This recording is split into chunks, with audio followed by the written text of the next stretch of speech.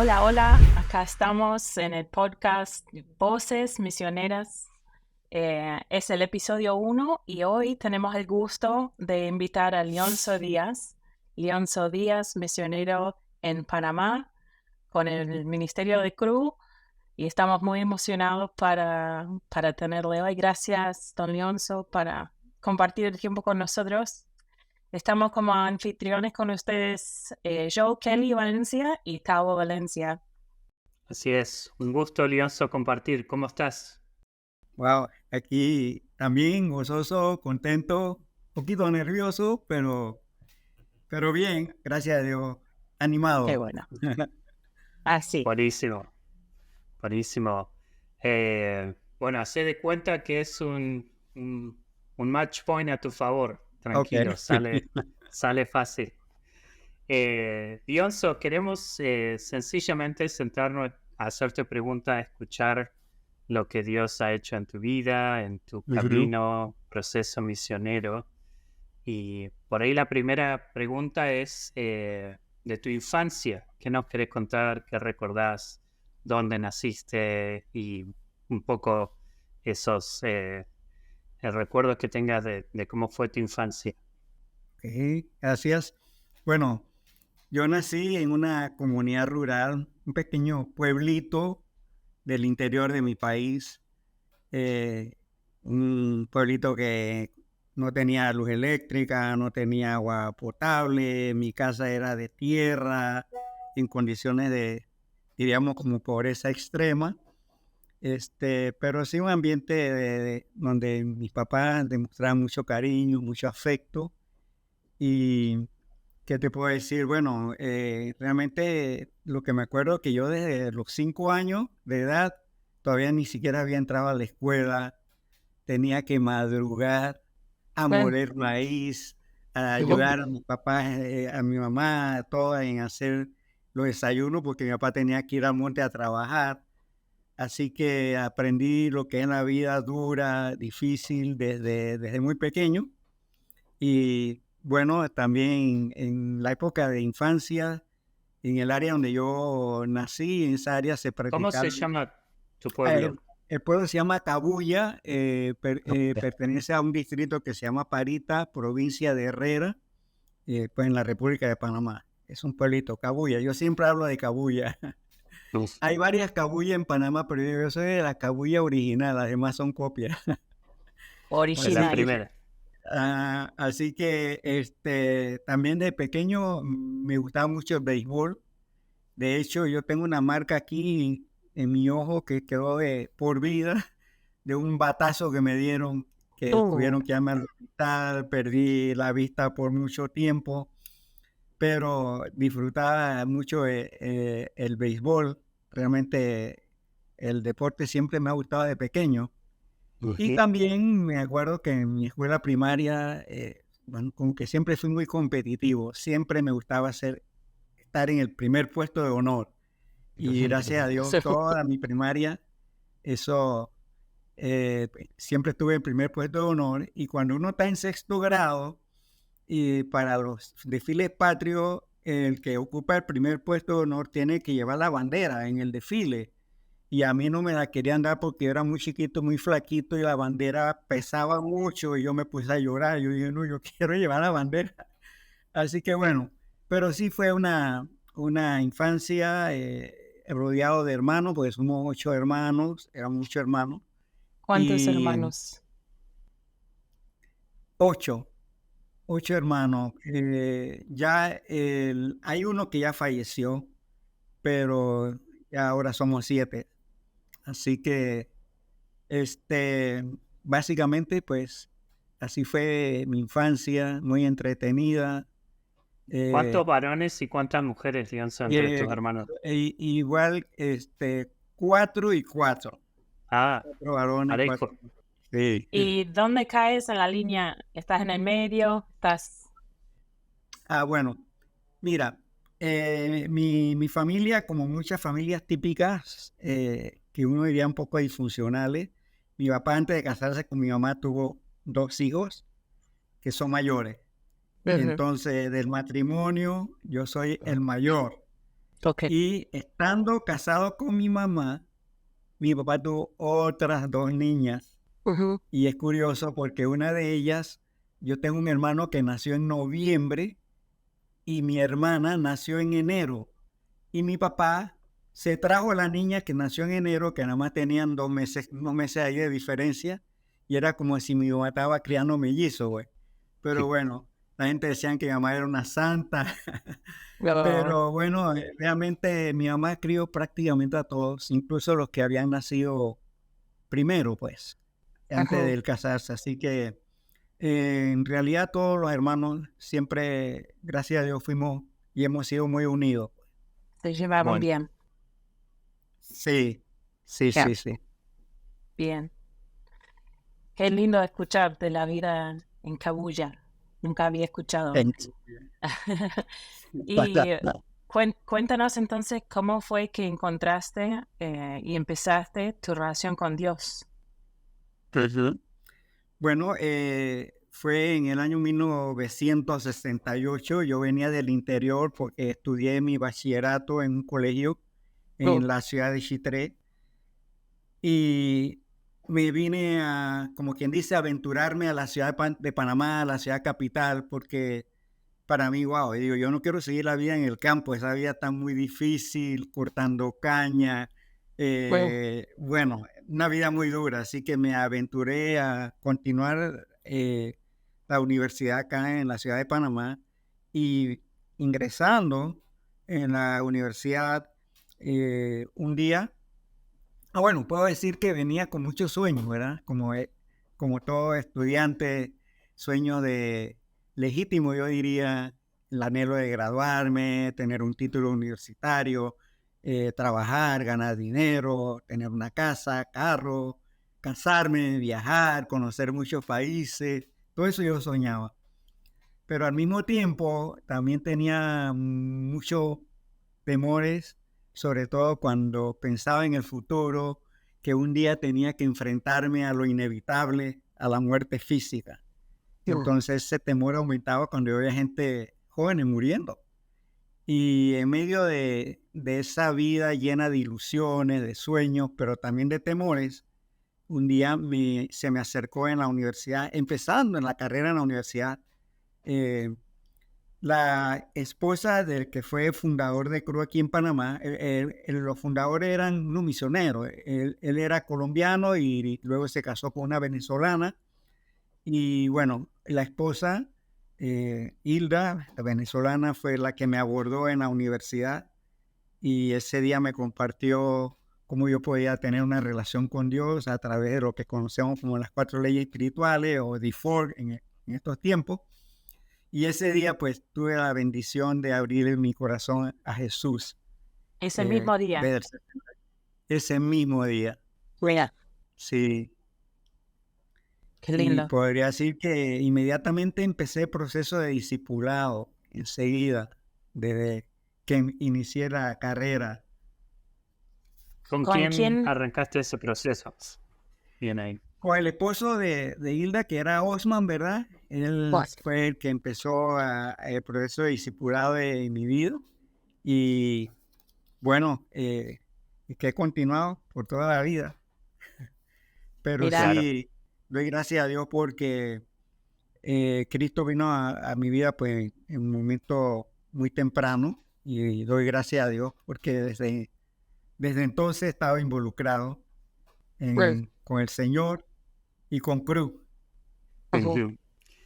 Y also, cuando miras hacia atrás,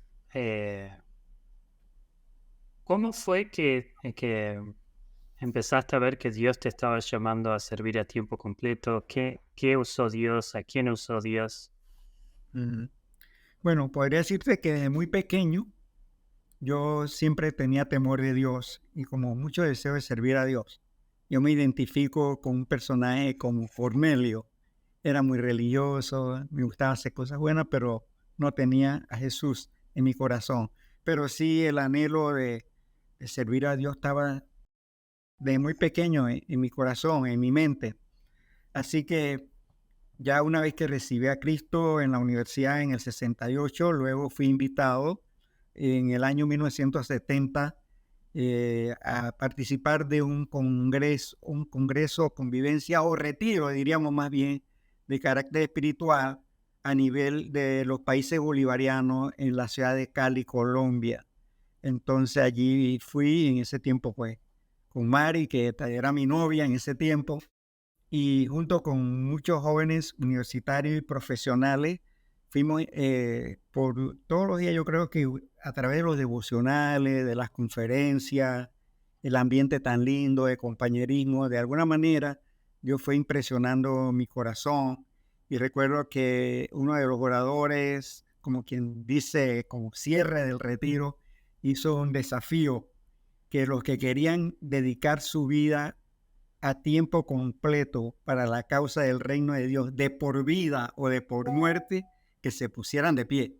Y yo inmediatamente me levanté y cuando yo veo, wow, Mari también se levantó y creo que tal vez, y no toda la gran mayoría estábamos de pie. Así que fue muy emocionante ese tiempo de desafío. Fue un desafío, ¿verdad? Que acepté en mi corazón y me puse de pie sin saber todo lo que eso implicaba. Pero bueno, uno da el primer paso de fe y en el proceso Dios te va guiando. Pero así fue que realmente inicié, como quien dice, el llamado de Dios a través de alguien que hizo un desafío. Y básicamente así fue, ¿no? En el año 1970, en el Congreso. ¿Cómo se llamaba ese Congreso? La verdad es que no me acuerdo. Yo sé que era un retiro de nivel de países bolivarianos, pero si tenía un nombre específico, no me acuerdo de ese detalle. Y de acá no sé por dónde empezar, porque en 1970 hasta 2023 son varios años. Sí. Pero si nos puede contar algunos de tus recuerdos, digamos, más importantes, más significativos durante esos 53 años de ministerio con Cru.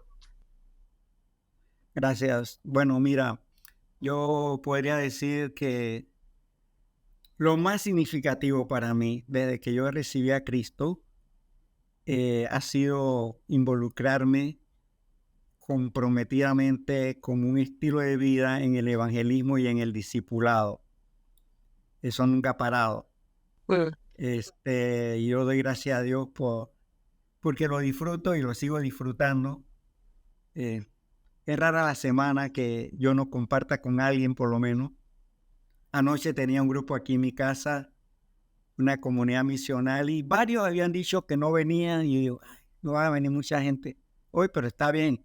Y me decía uno de los discípulos, que es un tico, que yo le hablé hace como 2 o 3 meses, él está haciendo su práctica en ingeniería naval, dice, Leonzo, a mí me gusta cuando hay más poquita gente, porque uno conversa más. Digo, pues ya veo que muchos pusieron que no vienen, pero llegaron 15, o sea, llegaron algunos nuevos. Menos mal. Así que, bueno, eso básicamente lo he disfrutado toda mi vida, pero si tú me dices de cosas en el ministerio, tengo tantas cosas que realmente como te digo, han sido desafíos para mi vida y que lo he hecho con mucha pasión y con entusiasmo. Podría compartir tal vez algunos de ellos. Por ejemplo, para mí fue muy significativo ser el coordinador nacional, imagínate, de Expo 85, ese congreso que reunió aquí en la ciudad de Panamá casi 4,000 personas en el centro de convenciones, que estaba casi recién inaugurado, el de Atlapa en ese tiempo. Fue para mí, yo estaba todavía muy pelado, muy joven, y coordinar un congreso de esa magnitud, realmente yo cuando miro para atrás a veces me quebranto y me conmuevo mucho de ver cómo Dios lo usó tan lindo. Fue un impacto en la ciudad, incluso hasta las televisoras, los periódicos hablaban del congreso porque fue un impacto grande, y como se instaló una parabólica en el centro de convenciones, vinieron técnicos de Estados Unidos, así que era el primer congreso vía satélite en la ciudad de Panamá, así que eso era novedoso para todo el mundo. Entonces, eso yo jamás lo puedo olvidar. Sé que teníamos mucha gente sirviendo voluntario, quizás más de 400 voluntarios de diferentes iglesias, pero la gente siempre me buscaba, a mí no sé por qué, y llegaba un momento que yo parecía como un robot, yo no sabía, la gente me hablaban por aquí, me hablaban por allá, estaba como ellos, pues. Pero fue algo inolvidable porque también hicimos un desfile por toda la ciudad, alquilamos muchos buses y todos los congresistas salimos a evangelizar barrios. Así que puedes imaginarte 4,000 personas, ya ahí teníamos para hacer un desfile de impacto, más la gente que se añadía, ¿no? Bueno, puedo también hablar como fui el primero, yo soy como quien dice la primicia de Cru en Panamá. Yo no conozco a nadie que haya recibido a Cristo por los 60 con Cru. Así que todo lo que era nuevo pasaba por mí. Así que yo fui el que inicié la película Jesús, llevándola a lugares marginados. En esos tiempos eran unos proyectores bárbaros, enormes. Imagínate, yo flaquito, no tenía carro, yo me ponía eso al hombro, era una locura. ¿Cómo yo hacía eso? A veces yo decía, cargando todos esos equipos, a veces con buena distancia, claro, descansaba, podía, de pronto ya buscaba ayudante y todo eso, ¿no? Pero la película Jesús fue un entrenamiento para mí también muy grande y de mucha inspiración. El ver la película tantas veces, bueno, como sabemos que es una herramienta no solamente de evangelismo, sino de edificación y de discipulado. Así que eso también me ayudó a crecer. También me tocó ser el coordinador de la primera campaña, esas campañas que se conocían como Ya la encontré. Sí, ya la encontré. A mí me tocó en una ciudad allá al límite con Costa Rica, en la ciudad de David. Eso fue algo impactante, no tienes idea. Yo me mudé para esa ciudad. ¿Qué año fue eso? Eso fue en el año 68. No, perdón, en el año 78. Okay. Sí, yo me mudé de la ciudad de Panamá a la ciudad de David con mi esposa y solamente estaba María Elena, que tenía como 5 años, y Joel Abraham. De hecho, Selegna, mi hija menor, nació allá en David. Entonces, yo no conocía a nadie, a ni un pastor de la ciudad. Y Dios me dio la gracia de conectar con todos los pastores de la ciudad. Yo los invitaba a mi casa a comer y compartirle la visión. Hubo un pastor que en 3 ocasiones me dejó esperando con la comida servida y no llegaba. Pero yo me fui una vez más a su iglesia y cuando yo llegué, él se echa una risa y dice, ¿sabes qué? Yo voy a participar. Esto es de Dios. Yo admiro su perseverancia. A mí no me desanimaba eso. Yo digo, no, vaya, que ahora sí quiero que vaya de verdad a mi casa a comer. Entonces, todas las iglesias evangélicas de ese tiempo se involucraron en la campaña, todas. Cuadrangular, Bautista, Asamblea, Iglesia Vida Nueva, Metodista, Centroamericana. Bueno, eran todas las iglesias de esa ciudad. Y el asunto es que yo viví en un apartamento que era como el más alto de la ciudad. Y pusimos, como a mí nadie me conocía en la ciudad, yo puse la tela en tela grande, la palabra Ya la encontré. Lo que yo no sabía era que también que arriba había un penthouse que era del general.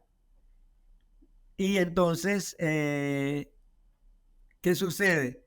Cuando aparece la campaña Ya la encontré y toda la gente, porque se fue una muchachada de Panamá, en mi apartamento habían como más de 20 jóvenes durmiendo en mi apartamento. Imagínense ustedes, qué locura. Pero lo organizamos bien para que no hubiera desorden. Así que cuando la policía vio tanto movimiento en mi apartamento, pusieron policías con ametralladora ahí vigilando mi casa. Y eso, Mari se puso un poco nerviosa. Pero fue un impacto en la ciudad impresionante. Porque, bueno, pusieron policía porque también había comentarios en la ciudad que habían encontrado la fórmula de tumbar el gobierno. Sí, había muchos Wow. comentarios, así que eso creó mucha expectativa y tengo tantos milagros y tantas historias y anécdotas de esa campaña, pero ya en la campaña sí, ya la encontré, para mí fue un recuerdo que yo jamás puedo olvidar por todo lo que Dios hizo en esa película, ¿no? A través de esa campaña.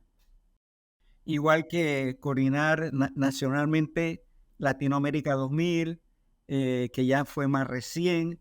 ¿Qué podría decir yo? ¿Qué año Creo fue que Latinoamérica 2000? fue a fines del 97, creo, pero se Ok. llamaba Latinoamérica 2000. También, fíjate, nunca puedo olvidar mi experiencia fuera de Panamá, que fue Manila 90, porque en Manila 90 hubo muchas cosas. Hubo terremotos, hubo inundaciones, hubo huelga, y yo estaba Wow. asignado a una universidad. Y la idea era causar un impacto en la ciudad de Manila, en Metro Manila. Así que cuando hubo de todo ese enredo, la universidad la tuvieron que cerrar donde yo estaba asignado. Así que empezamos a discutir a la mesa qué hacer en tiempo de crisis. Era mes y medio que teníamos que estar en Manila y apenas podríamos decir que estaba empezando y teníamos el desafío de dejar 2 discípulos en mes y medio. Oh, wow. Entonces, en nuestra mesa, los asignados a esa universidad, nos dimos cuenta que a pesar de que la universidad estaba cerrada, en las tardes iban estudiantes y profesores a hacer diferentes tipos de deporte. Así que decidimos ir y meternos con los estudiantes. Lo que yo hice fue, algunos se iban a jugar fútbol o béisbol, yo me llevaba mi maletín con la raqueta de tenis y empecé a jugar con unos profesores y uno de ellos hablaba español. Yo no hablaba ni tagalo, no hablaba ni inglés, ni mucho menos tagalo, pero este profesor hablaba español con quien yo estaba jugando y le expliqué qué estábamos haciendo ahí y que había gente de todo el mundo. Entonces él dice, yo quiero que tú conozcas al director de asuntos estudiantiles, y me llevó a su oficina. Le explico al director de asuntos estudiantiles la misma historia. Cuando termino, él le dice al otro profesor, él tiene que conocer a la vicepresidenta de la universidad. Y pueden creerlo, así con mi bermuda, con mi pantaloneta de tenis, entro al despacho de la vicepresidenta, una doña muy elegante. Ella no hablaba inglés tagalo, pero los profesores le interpretaban.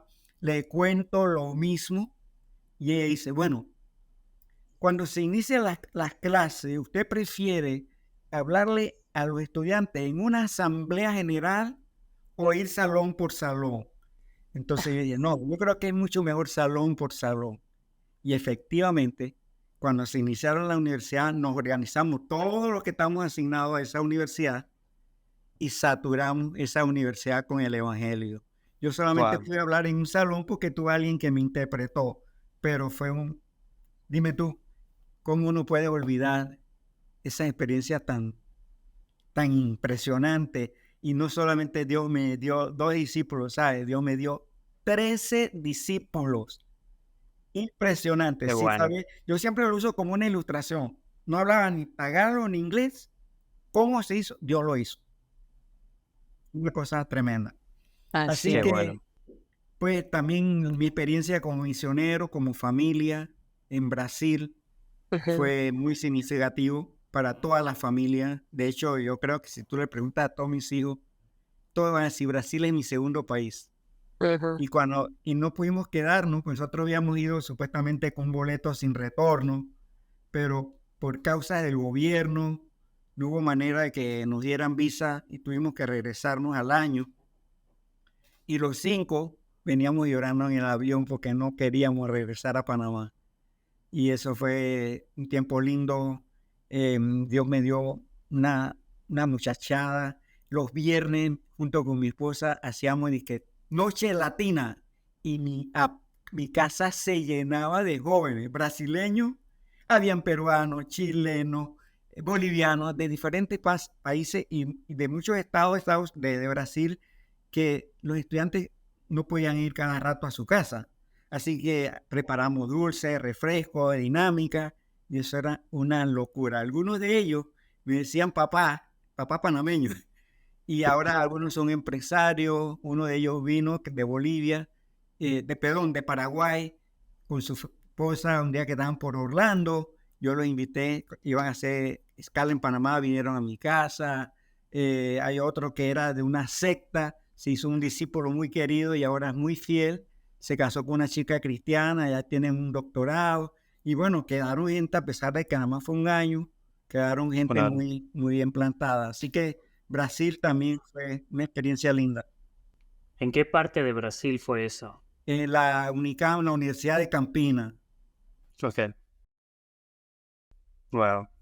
Lionzo, la verdad que es, no sé, podría sentarme y escucharte contar toda esa historia y bueno, lo que vos decías, ¿no? Lo que Dios hizo en Manila, pero también en Brasil. Eh, si vos mirás también hacia atrás a tu experiencia como misionero, ¿qué cosas has aprendido de Dios en los tiempos difíciles? Recién mencionaste ese regreso de Brasil, que fue duro para la familia, que no querían hacer, pero en general, ¿qué has aprendido de él y de su llamado cuando las cosas no son como uno quisiera, ¿no? Bueno, definitivamente que ha habido momentos muy difíciles en el ministerio. Yo creo que aprendí desde el inicio de la vida cristiana, y es una de las cosas que se lo compartí con mi esposa, y nosotros vamos a tomar la decisión radical, si se puede, es de nunca perder nuestro enfoque, del llamado, de quién nos llamó, y de tener la mirada siempre puesta en aquel que nos llamó, que es fiel, a pesar de nosotros, ¿verdad? Y saber de que Dios siempre va por delante de mí, que va por delante de nosotros, entender que su soberanía es perfecta, que su voluntad es agradable y perfecta, y que nada que ocurra en mi vida, aunque pareciera a unas cosas que fueran al azar, no es así, porque Dios sigue en el control, y por alguna razón, aún esos momentos difíciles, aún de incomprensión, aún en el ministerio mismo, de persecución en cierto sentido también, porque también esas cosas experimentamos, saber que si Dios con nosotros, ¿quién contra nosotros? Entonces yo podría decir de eso básicamente, ¿no? Entiendo. Y ha sido también el vivir por fe, si nos puede hablar algo de eso, la decisión y las implicaciones de vivir por fe. Ya, me hiciste llorar. De verdad,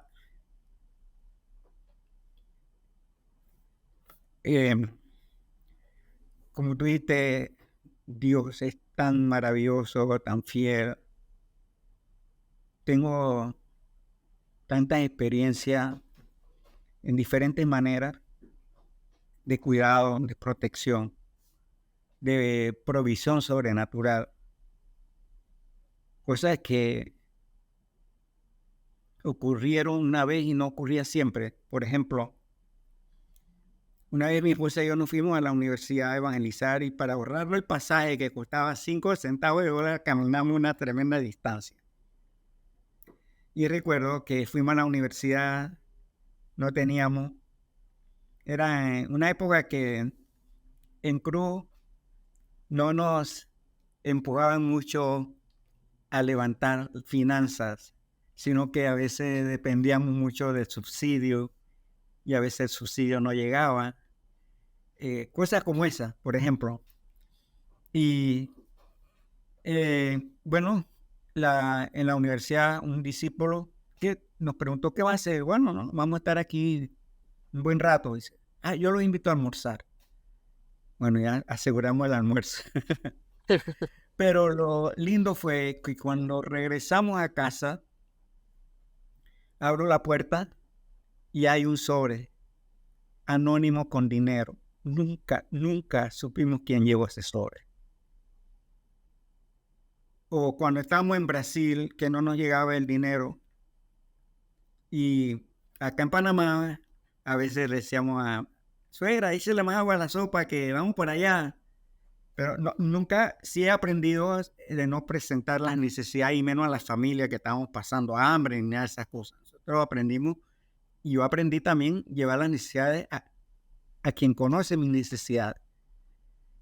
Entonces, en Brasil nos arrodillamos, mi esposa y yo y los 3 hijos, porque no nos llegaba nada, de Panamá no teníamos nada. Y oramos, Señor, haz un milagro de provisión. Y sabe, al día siguiente llegaron 2 carros de personas que conocimos, no sé ni cómo, de Sao Paulo. Llegaron a nuestra casa campina, que está como a 1:30, llena de paquetes de comida. Y eso era baja cartucho, baja bolsa. Y, wow, cómo Dios puso esa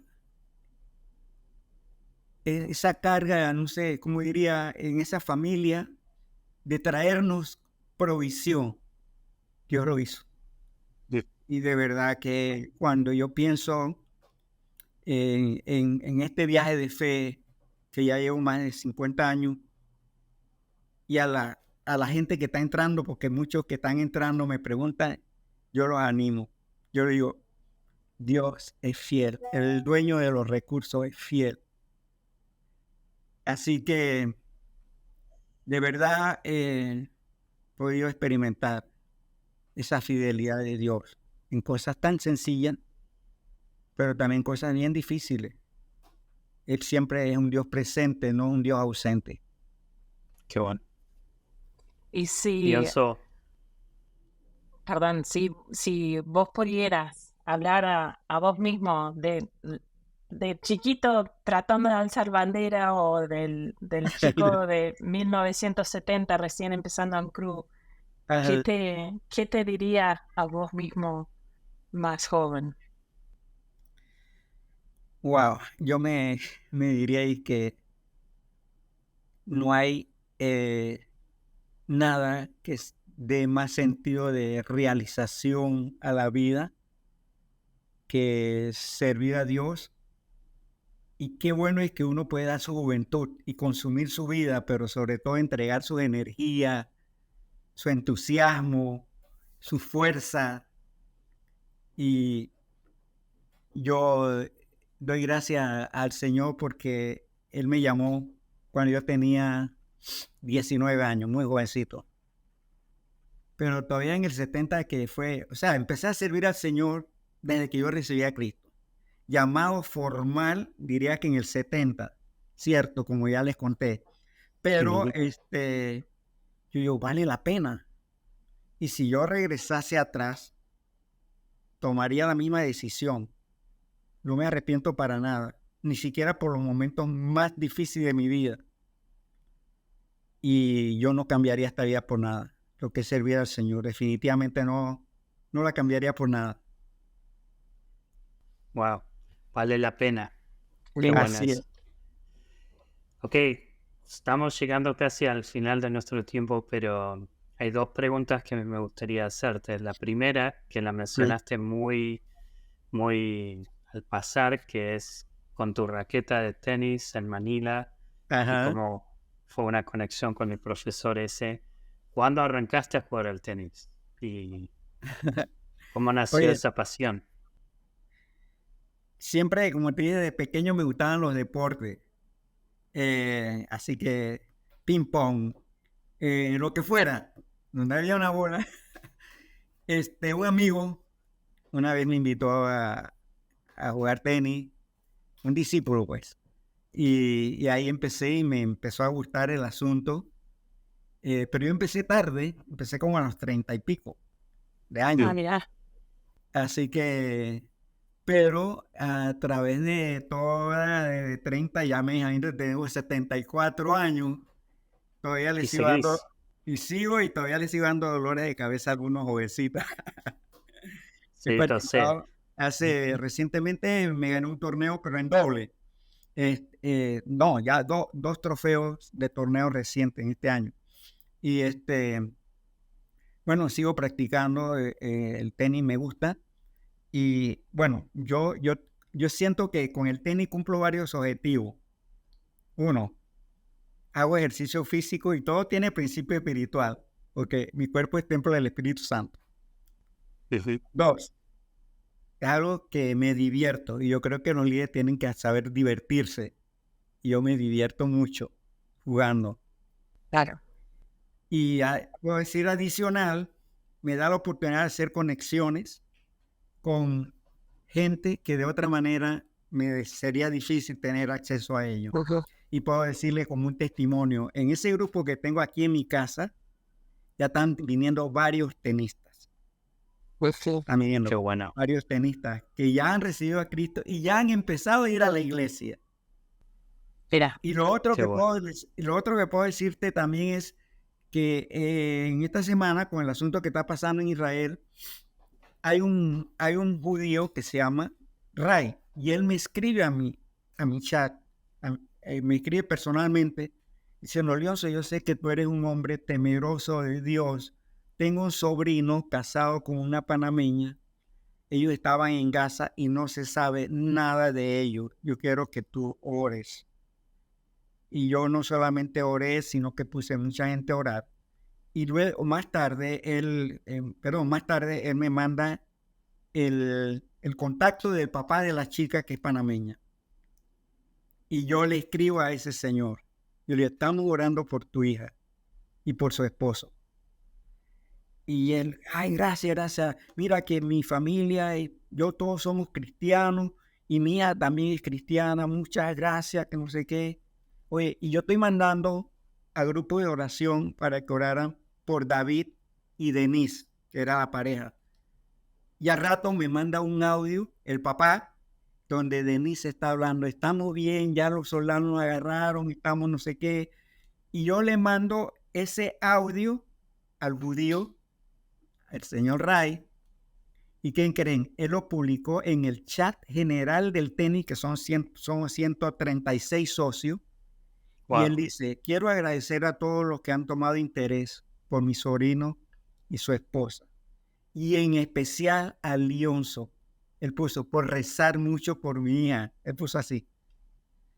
Pero yo pensé, él me está empoderando más dentro del grupo de tenis. Qué bueno. Y también, el tenis me abrió la puerta allá en Campina, en la universidad. Esa universidad era difícil. Y la mayoría de mis discípulos fueron porque yo empecé a jugar tenis con ellos. Así que el tenis ha cumplido a través del tenis yo he cumplido la misión también. Además que me divierto y además que me ejercito físicamente. Ah, excelente. Y tú también nunca me has ganado, no, todavía no. Sigo soñando. Ok. La última pregunta de Leonzo. Decíamos al comienzo, esto ha sido el episodio 1 de Voces Misioneras. ¿Qué te gustaría preguntarle al siguiente invitado? No sabemos todavía quién va a ser, pero ¿qué te gustaría escuchar de otro misionero que pase por acá? Wow, ahora sí que me la pusiste difícil. ¿Qué me gustaría? Me gustaría escuchar tantas historias del próximo misionero. Me gustaría, si es una persona casada, cómo logró tener, si logró tener equilibrio o balance en su vida ministerial. Excelente. Ahora pregunta. Bueno, muy buenas preguntas. Nos va a tocar hacerle al siguiente invitado y obviamente te va a tocar verlo para ver qué dice.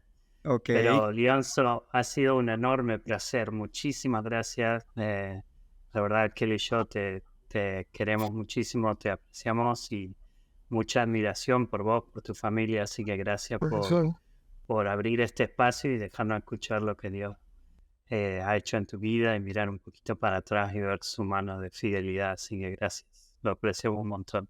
Gracias, Leonzo. Un abrazo. Otro. Gracias. Esto ha sido todo. Nos vemos en el próximo episodio. Chao, chao. Chao, chao. Chao.